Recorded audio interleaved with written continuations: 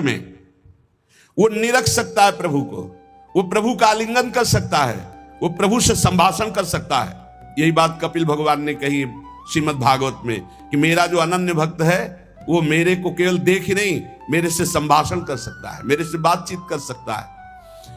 प्रभु का स्पर्श करके दिव्य पुलकावली, प्रभु के श्री अंग की दिव्य सौरभ हो, उसको गंधारे सुगंधारे, वो प्रभु का स्पर्श कर रहा है, प्रभु उनका स्पर्श कर रहे, प्रभु से संभाषण कर रहा है, प्रभु उत्तर दे रहे, ऐसा गाढ़ भाव में होता है। वो भावुक उपासक अपने आराध्य देव के चरण स्पर्श कर रहा है, आराध्य देव उसके मस्तक पर हाथ रख रहे हैं। ये सारी बातें परम सत्य, ऐसा नहीं कि केवल भावना है, केवल कोरी कल्पना है, पर ये उन उपासकों की होती है जिनका भाव परिपक्व हो गया है, भाव सिद्ध हो गया है। वो मनोराज्य में नहीं विचरण करते, ये उनका मनोराज्य नहीं है, ये इनका भाव राज्य है। प्रभु उनसे जब शब्द कहते हैं तो उनकी श्रवणेंद्री शब्द सुनती है, नेत्र रूप देखते हैं, आंखें मुदी हुई है पर नेत्रेंद्री रूप देख रही, घ्राणेंद्री सुगंध ले रही, रसेंद्री रस का आस्वादन कर रही है। शब्द स्पर्श रूप रस गंध, इसका स्पष्ट अनुभव भाव में डूबे हुए महाभागवत को होता है। यह साधारण स्थिति नहीं है, ये बड़ी ऊंची स्थिति है भाव देश की। ये कल्याण स्वरूप उपासक जो हो चुका है उसकी स्थिति है, पर इसको बहुत ऊंची स्थिति मान के छोड़ नहीं देना है। अपने गौर से देखो, अपने आराध्य देव झलक रहे हैं कि नहीं? वो हैं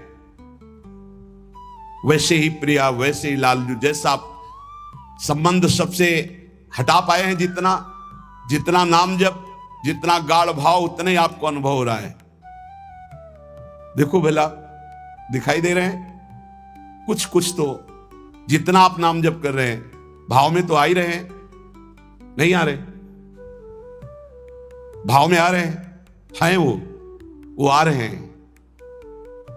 अगर अंधेरा दिखाई दे रहा है तो अभी नाम का प्रकाश नहीं हुआ। खूब नाम जप करो, जल्दी करो, ज्यादा समय नहीं रह गया, गाड़ी आने वाली है, बस भागना है, यहां से भागना है। कुछ समेट नहीं पाओगे, जल्दी समेट लो मन और इंद्रियों को और लगा दो नाम पे, और भाव की प्राप्ति करके भाव देश से अपने देश में जाना है, अपने प्रिया प्रीतम के पास जाना। मान लो ये सब अज्ञानियों की बात न सुनो, और हमने उपासना की, भक्ति की, हमारे अमुक मर गए, अमुक क्या, तुम भी मरोगे, सब मरेंगे। यहां जाना है, यहां आए हो कमाने के लिए, भाव बनाने के लिए, भजन एकत्रित करने के लिए। जिसकी समझ में ना आए, आप तो सत्संगी हैं, आप तो बड़े कृपा पात्र हैं, आप तो समझ लीजिए, जाना है, तैयारी कर लो। जितना भाव है उतना ही आपकी ऊंचाई है। तार्किक लोगों से बचिए। अरे कोई ध्यान है, कोई प्रभु है, ये तो तुम्हारी कल्पना है। नहीं, यहां कह रहे आपको जितना अनुभव में आ रहा है वो प्रभु हैं, पक्का विश्वास करो, प्रभु आए हैं आपके ध्यान में। गाढ़ भाव को, ये था मम प्रपद्यन्ते तास्तते भजाम्यहम्, पुलकित हो जाओगे कि हाँ प्रियाजू आ गई, देखो हमारे ध्यान में लालजू आए। लालजू प्रियाजू कैसे गलबहिया दिए हुई, कितना सुंदर निकुंज है, कितना सुंदर लता भवन, सुंदर पुष्प के पावड़े बिछे हुए, पराग की गद्दी लगी हुई, उस पे युगल सरकार कैसे विराजमान है। ये भाव में देखो, अधरों पर बंशी है, गलबैया दिए हुए युगल सरकार, प्रियाजू लालजू की तरफ देख रहे, लालजू प्रियाजू की तरफ देख रहे, और बंशी से नाम गुणगान कर रहे प्रियाजू का। किसी को कभी प्रमाणित करने की कोशिश मत करो कि आपका भाव बन गया है। अविश्वासी से कभी ये वार्ता भी मत करो, नहीं तुम्हारे भाव में ठेस पहुंच जाएगी। ये साक्षात भगवत दर्शन है, साक्षात भगवत दर्शन। इसी से गाढ़ अवस्था में बस बात बन जाती है, यही गाढ़ अवस्था। श्रद्धा विश्वास करो, साधन का मूल मंत्र है श्रद्धा और विश्वास। जो नाम जप कर रहे हो, जो भावना में प्रभु आ रहे हैं, वो आ रहे हैं आपके, विश्वास करो आ रहे हैं। पर यह किसी से कहना नहीं है, किसी तर्क के द्वारा अपनी इस श्रद्धा को नष्ट नहीं करना। अरे ये तो कल्पना है, नहीं, साक्षात प्रभु आए, कोई उनके लिए कल्पना भी नहीं कर सकता। अगर वो ना पधारे तो कोई भाव, मुनि मन ध्यान धरत नहीं पावत। भक्त जब गाढ़ भाव नाम के बल से करता है तो देख सकता है। जो शास्त्रों में रूप वर्णन है वो एक अंश मात्र है। जो रूप है उसका तो वर्णन हो ही नहीं सकता।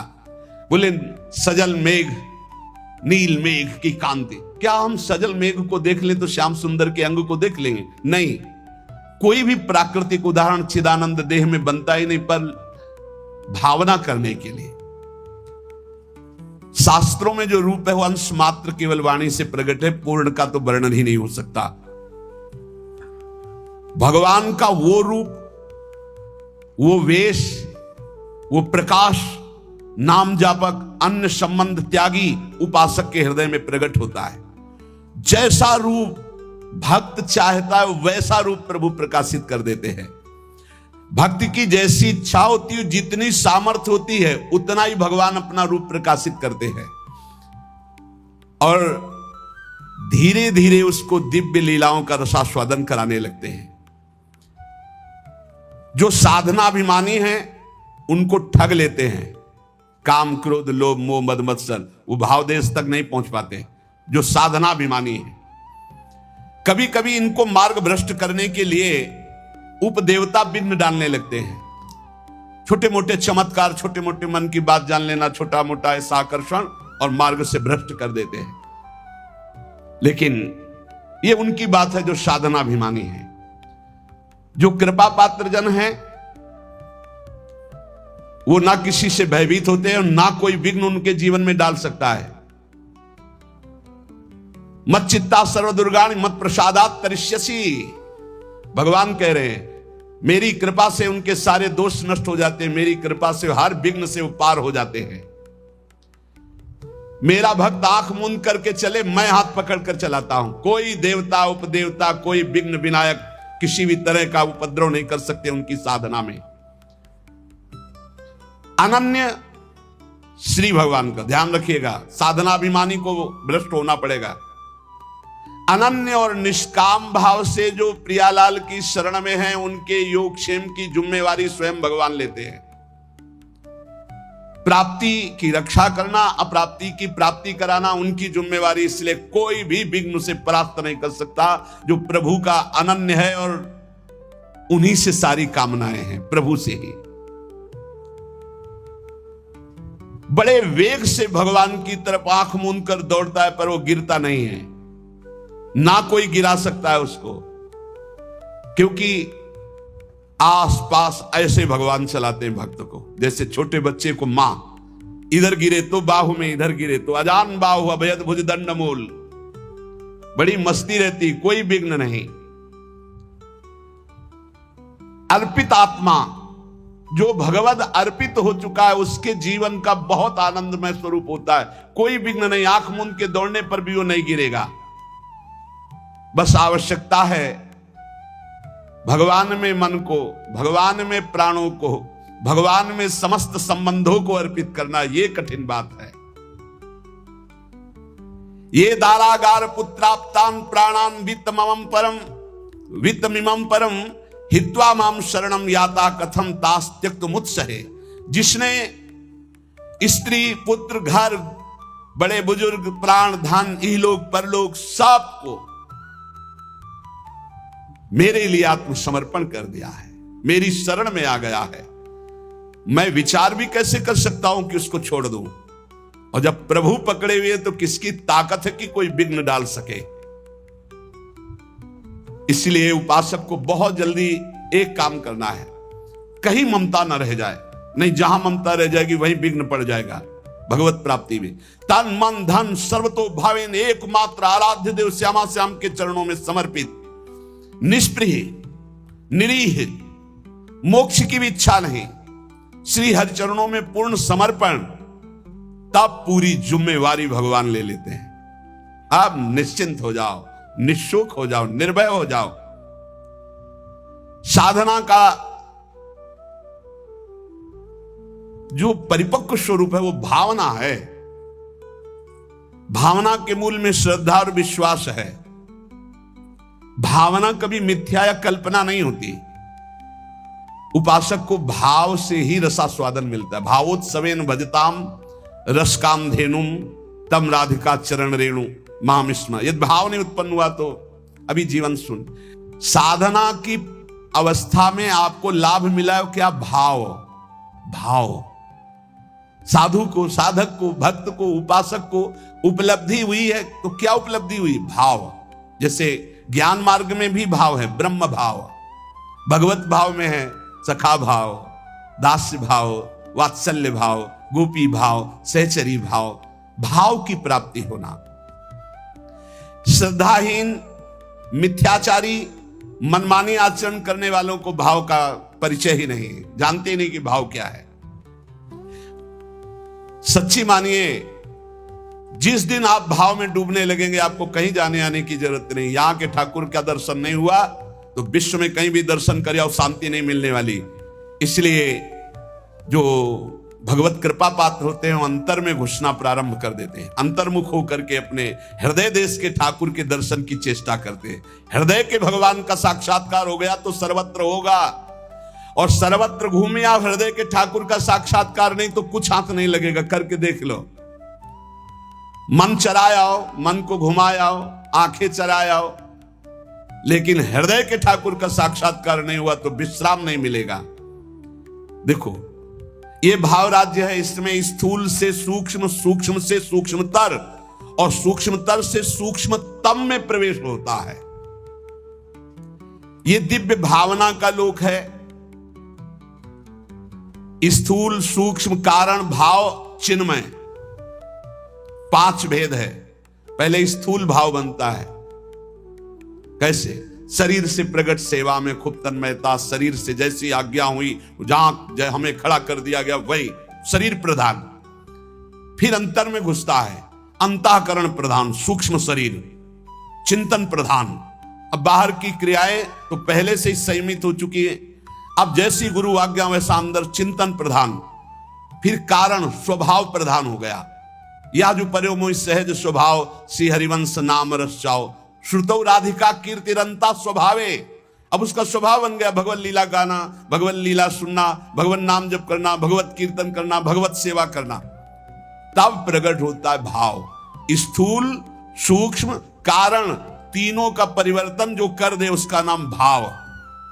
भाव के आगे चिन्मय देह की प्राप्ति होती है, जिसे भाव देह कहते हैं। ये बड़ा विलक्षण होता है, ना स्थूल होता है, ना सूक्ष्म होता है, ना कारण होता है, न यातना देह होता है, न देव देह होता है, न स्वाप्निक देह होता है। एक अलौकिक चिन्मय भाव देह है। ये नित्य, जैसे प्रिया प्रीतम वैसा ये नित्य है चिन्मय देह। ये देह केवल कहने मात्र को ये शुद्ध भगवत स्वरूप है। इसमें देह जनित कुछ नहीं है, हड्डी मांस या पुरुष स्त्री के चिन्ह ये सब नहीं है भाव देह में। अब आप विचार कीजिए, ये जो लीलाएं हैं ये चिन्मय देह से हो रही हैं, जहां ना स्त्री चिन्ह है, ना पुरुष चिन्ह है, ना रक्त है, ना मांस है, ना मज्जा है, ना हड्डी है, ना विकार है। निर्विकार चिदानंद चिन्मय देह। कैसे जानोगे कैसी रास हो रही है? यहां देह और देही का भेद नहीं, जैसे आत्मा अलग है देह अलग है। यहां माया का पर्दा नहीं है, यहां बहिरंग प्रकृति का प्रवेश नहीं है, यहां अंतरंगा योग माया का भी प्रवेश नहीं है। यहां माया की चादर डालकर भगवान नहीं खेलते, यहां खुला खेल हो रहा है चिदानंद में। जैसे यहां तो माया की चादर पड़ी हुई, पहले देह फिर अंदर बैठा हुआ चिदानंद तत्व है, उसे कोई बिरला ज्ञानी जानता। समात्मा सुदुर्लभा वासुदेवा सर्वमिति। इस चिन्मय भावदेह की जब प्राप्ति होती है तो केवल प्रिया प्रीतम के मिलन आनंद की व्यवस्था करना और उसी आनंद में पूर्णानंद में डूबना। जैसी हरिवंश लाल ललना मिली तो हियो सिरावत मोर, चिदानंद भाव देश से चरी। इसमें जो चरम सुख है उसके आगे मोक्ष सुख कड़ुआ लगता है। यह रहस्य तभी खुलता है जब दिव्य लीला राज्य के भावरस में डूबे हुए किसी भावुक महापुरुष की शरणागति मिल जाए और उनकी बताई हुई उपासना के क्रम से स्थूल शरीर, सूक्ष्म शरीर, कारण शरीर, तीनों से परे भाव, भाव से भी गाढ़ भाव दे चिदानंदमय की प्राप्ति, तब इस लीला में प्रवेश हुआ। प्रभु की प्राप्ति के अनेकों निश्चित मार्ग सत्य हैं जो मोक्ष प्रदान करते हैं, प्रेम भी प्रदान करते हैं, परंतु ये कुछ विलक्षण है। लीला संदोह में प्रवेश करने के लिए सखी भावापन्न होना ही पड़ेगा। देखो, जब नारद जी ने हट किया कि मुझे आपकी ब्रज लीला रास देखना है, तो उनको नारद जी से गोपी बनना पड़ा। अर्जुन जी को भी गोपी बनना पड़ा। भगवान शंकर जी ने जब चाहा तो इनको भी गोपी बनना पड़ा। ब्रज लीला के रास में अर्जुन को, नारद जी को, भगवान शंकर को गोपी बन करके प्रवेश दिलाया। लेकिन नवनिवृत्त निकुंज में तो सहचरी भाव के बिना प्रवेश। तीन गोपिन ते दुर्लभ माई, नित्य विहार सहज सुखदाई। यहां धाम, परिकर, खगमृग, पशु पंछी, सब चिदानंद। यहां दो नहीं, सब एक है। प्रिया, लाल, खग, मृग, पशु पंछी, वृंदावन, सहचरिया, सब का सब एक ही परम तत्व, हित, प्रेम। प्रेम, ये प्रेम का वैभव।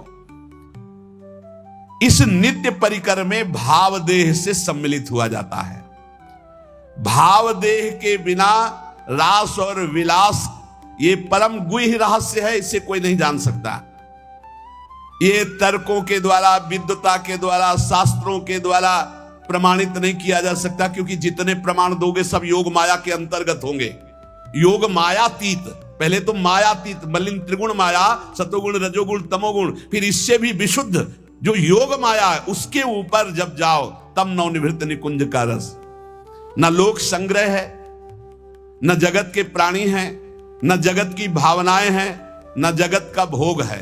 एक अलौकिक दिव्य धाम नवनिवृत्त निकुंज, जहां एक से भिन्न कुछ भी नहीं, ना लोक, ना जगत, ना प्राणी, न वस्तु, न सूर्य, न चंद्रमा, न शरीर, सब चिदानंद, सब प्रेममय। वृंदावन प्रेममय, खगमृग पशु पंछी प्रेममय, यमुना जी प्रेममय, प्रियालाल प्रेम के खिलौना दो खेलत है प्रेम, प्रेम, प्रेम, प्रेम। और चिदानंद देह को सुन चुके हैं आप, निर्विकार, स्त्री पुरुष चिन्हों से रहित। चिदानंद में देह तुम्हारी, विगत विकार जान अधिकारी। नित्य दिव्य रसमयी रासलीला का रहस्य ये माया मुग्ध मानव किसी भी तरह से नहीं जान सकता। हृदय में जब तक कोई भी वासना है तब तक प्रियालाल को कोई नहीं जान सकता। रास के ज्ञान को जानने के लिए ब्रह्म ज्ञानी भी नहीं परिपूर्ण है कि ब्रह्म ज्ञान हो गया तो रास का ज्ञान उसे हो जाएगा। बड़ा खींचातानी करके वो कहते हैं आत्मविलास हो ऐसा, ये अलग देश है। अगर एक खींचातानी वही ज्ञान से होता तो परम ज्ञानी जो महान पुरुष श्री सुखदेव जी हैं वो सीधे आत्मविलास का वर्णन करते।